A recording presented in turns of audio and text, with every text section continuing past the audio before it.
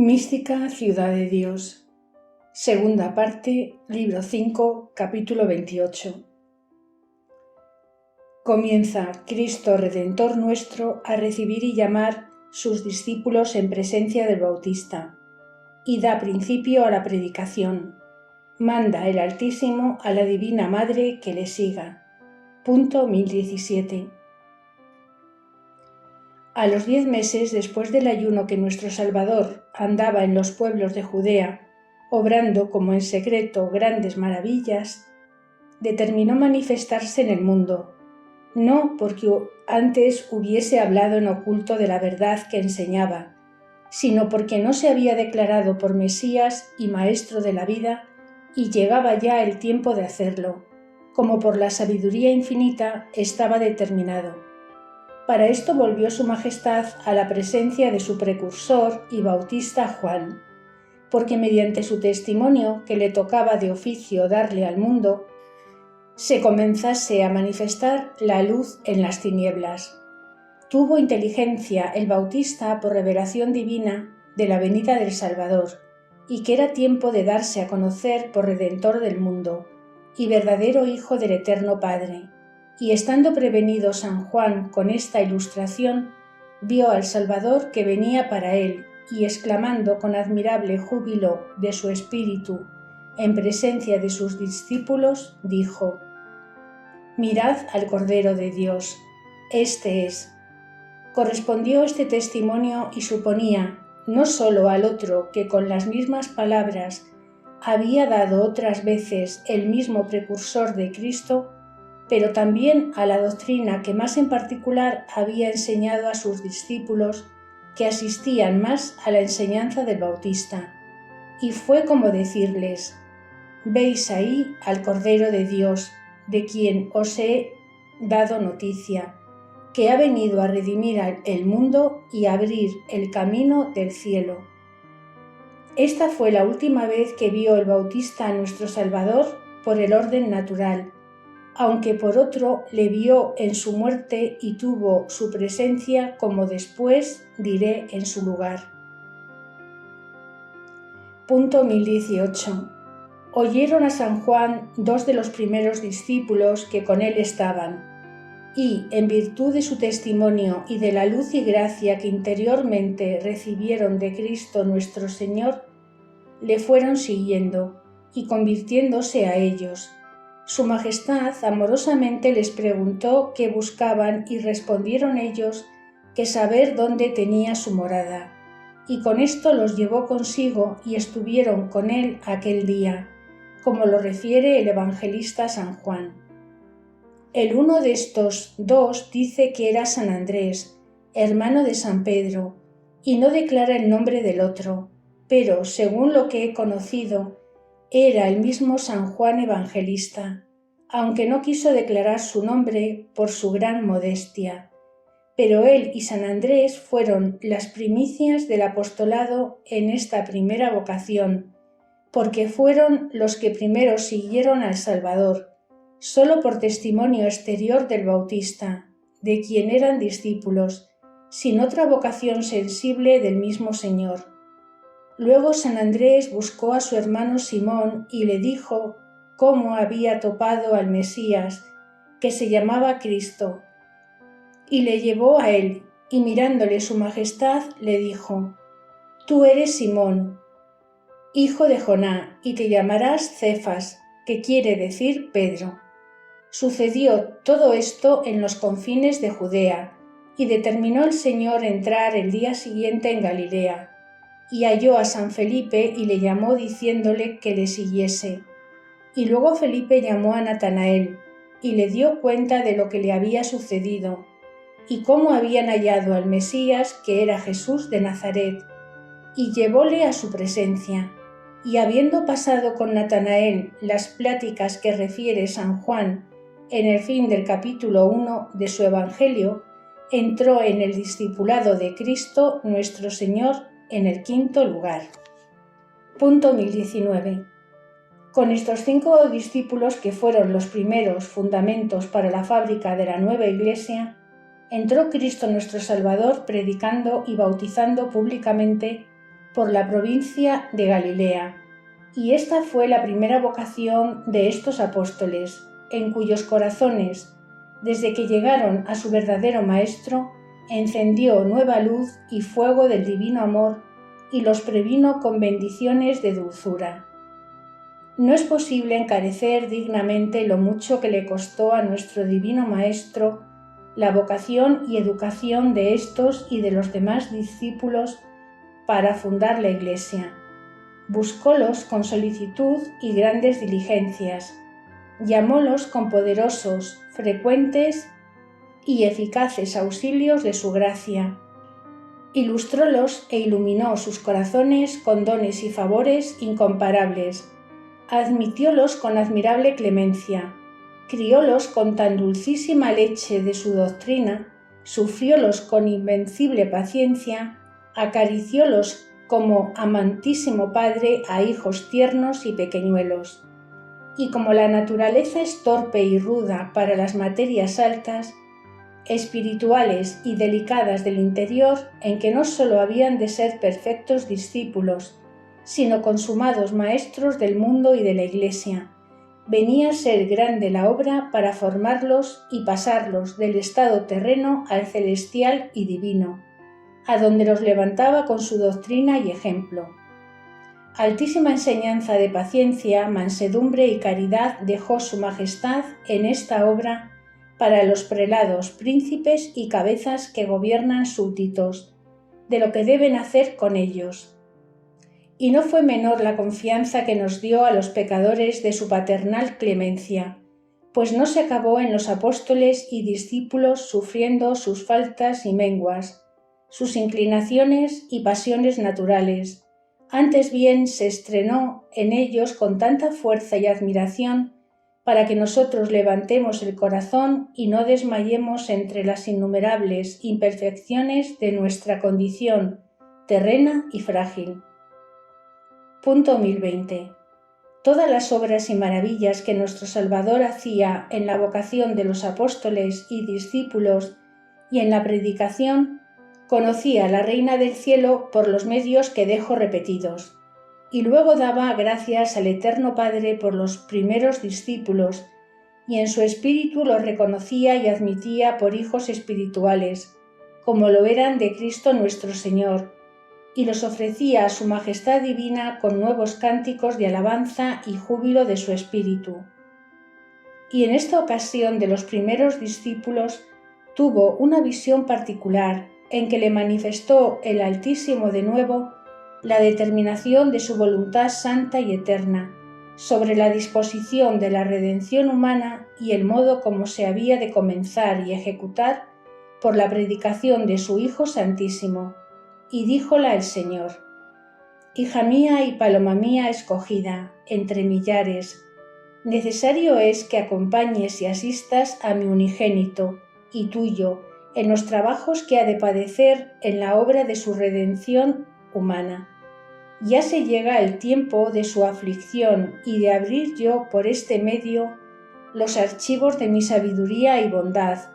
para enriquecer a los hombres con mis tesoros. Por medio de su reparador y maestro quiero redimirlos de la servidumbre del pecado y del demonio, y derramar la abundancia de mi gracia y dones sobre todos los corazones de los mortales que se dispusieren para conocer a mi Hijo humanado y seguirle como cabeza y guía de sus caminos para la eterna felicidad que les tengo preparada.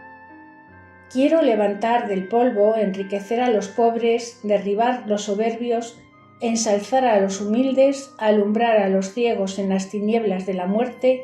y quiero engrandecer a mis amigos y escogidos y dar a conocer mi grande y santo nombre. Y en la ejecución de esta mi santa voluntad eterna quiero que tú, electa y querida mía, cooperes con tu amado Hijo y le acompañes, sigas y le imites, que yo seré contigo en todo lo que hicieres. Punto 1021. Rey supremo de todo el universo, respondió María Santísima,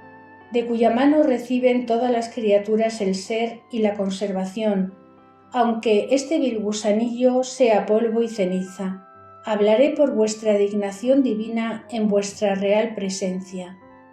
Recibid, pues, oh Altísimo Señor y Dios eterno, el corazón de vuestra sierva, que aparejado ofrezco para el cumplimiento de vuestro beneplácito. Recibid el sacrificio y holocausto, no solo de mis labios, sino de lo más íntimo de mi alma, para obedecer al orden de vuestra eterna sabiduría que manifestáis a vuestra esclava.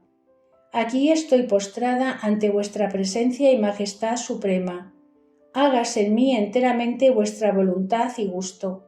Pero si fuera posible, oh poder infinito, que yo muriera y padeciera, o para morir con vuestro Hijo y mío, o para excusarle de la muerte,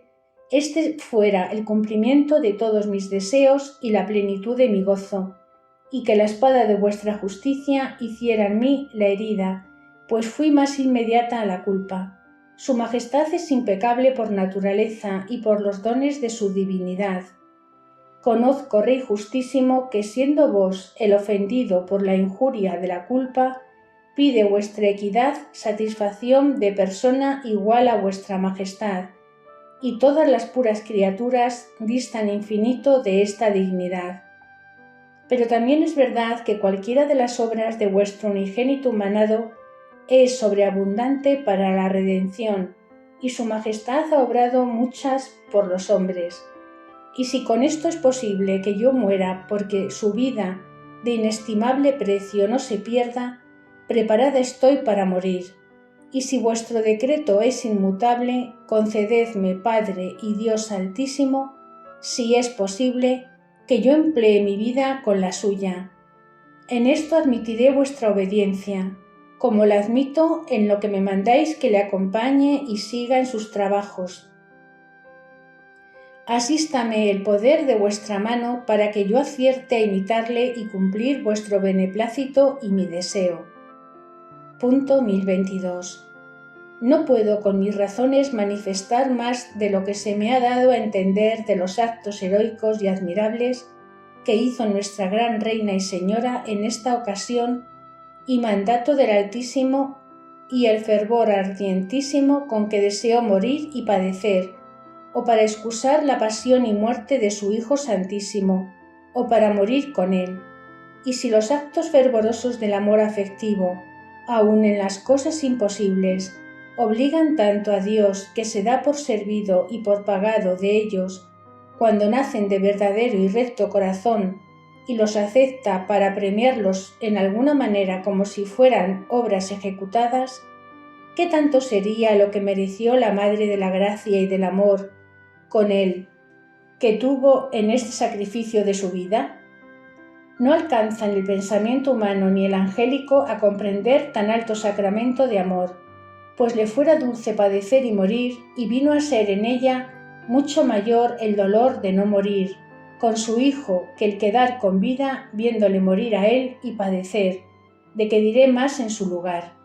Pero de esta verdad se viene a entender la semejanza que tiene la gloria de María Santísima con la de Cristo y la que tuvo su gracia y santidad de esta gran Señora con su ejemplar, porque todo correspondía a este amor y él se extendió a lo sumo que en pura criatura es inimaginable. Con esta disposición salió nuestra Reina de la visión dicha, y el Altísimo mandó de nuevo a los ángeles que le asistían la gobernasen y sirviesen en lo que había de obrar, y ellos lo ejecutaron como fidelísimos ministros del Señor, y la asistían de ordinario en forma visible, acompañándola en todas partes y sirviéndola. Doctrina que me dio la misma Reina y Señora. Punto 1023. Hija mía, todas las obras de mi Hijo Santísimo manifiestan el amor divino con las criaturas y cuán diferente es del que ellas tienen entre sí mismas, porque como son tan escasas, coartadas y avarientas y sin eficacia, no se mueven de ordinario para amarse si no las provoca algún bien que suponen en lo que aman, y así el amor de la criatura nace del bien que halla en el objeto, pero el amor divino, como se origina de sí mismo y es eficaz para hacer lo que quiere, no busca a la criatura suponiéndola digna, antes la ama para hacerla con amarla. Y por esta razón ninguna alma debe desconfiar de la bondad divina, pero tampoco por esta verdad, y suponiéndola ha de fiar vana y temerariamente esperando que el amor divino obre en ella los efectos de gracia que desmerece, porque en este amor y dones guarda el Altísimo un orden de equidad ocultísima a las criaturas, y aunque a todas las ama y quiere que sean salvas, pero en la distribución de estos dones y efectos de su amor, que a nadie niega, hay cierta medida y peso del santuario con que se dispensan. Y como la criatura no puede investigar ni alcanzar este secreto, ha de procurar que no pierda ni deje vacía la primera gracia y vocación, porque no sabe si por esta ingratitud desmerecerá la segunda, y sólo puede saber que no se le negará, si no se hiciere indigna. Comienzan estos efectos del amor divino en el alma por la interior ilustración, para que en presencia de la luz sean los hombres redargüidos y convencidos de sus pecados y mal estado, y del peligro de la eterna muerte. Pero la soberbia humana los hace tan estultos y graves de corazón que son muchos los que resisten a la luz. Otros son tardos en moverse y nunca acaban de responder, y por esto malogran la primera eficacia del amor de Dios, y se imposibilitan para otros efectos. Y como sin el socorro de la gracia no puede la criatura evitar el mal, ni hacer el bien, ni conocerle, de aquí nace el arrojarse de un abismo en otros muchos, porque malogrando y echando de sí la gracia y desmereciendo otros auxilios, viene a ser inexcusable la ruina en abominables pecados, despeñándose de unos en otros. Punto 1024. Atiende pues, carísima, a la luz que en tu alma ha obrado el amor del muy alto, pues por la que has recibido la noticia de mi vida, cuando no tuvieras otra, quedabas tan obligada que, si no correspondes a ella, serás en los ojos de Dios y míos, y en presencia de los ángeles y hombres,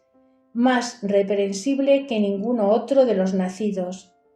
Sírvate también de ejemplo lo que hicieron los primeros discípulos de mi Santísimo Hijo y la prontitud con que le siguieron y le imitaron. Y aunque el tolerarlos, sufrirlos y criarlos como su Majestad lo hizo, fue especialísima gracia, ellos también correspondieron y ejecutaron la doctrina de su Maestro, y aunque eran frágiles en la naturaleza, no se imposibilitaban para recibir otros mayores beneficios de la divina diestra y extendían sus deseos a mucho más de lo que alcanzaban sus fuerzas. Y en obrar estos afectos de amor con verdad y fineza, quiero que me imites a mí en lo que para este fin te he declarado en mis obras y los deseos que tuve de morir por mi Hijo Santísimo y con él, si me fuera concedido. Prepara tu corazón para lo que te mostraré adelante de la muerte de su Majestad y lo demás de mi vida, con que obrarás lo más perfecto y santo. Y te advierto, hija mía, que tengo una queja del linaje humano, y es muy general, que otras veces te la he insinuado, por el olvido y poca atención de los mortales para entender y saber lo que mi hijo y yo trabajamos por ellos, y consuélanse con creerlo por mayor, y como ingratos no pesan el beneficio de cada obra reciben, ni el retorno que merece. No me des tú este disgusto, pues te hago capaz y participante de tan venerables secretos y magníficos sacramentos, en los cuales hallarás luz, doctrina, enseñanza y la práctica de la perfección más alta y encumbrada. Levántate a ti sobre ti, obra diligente, para que se te dé gracia y más gracia, y correspondiendo a ella congregues muchos merecimientos y premios eternos.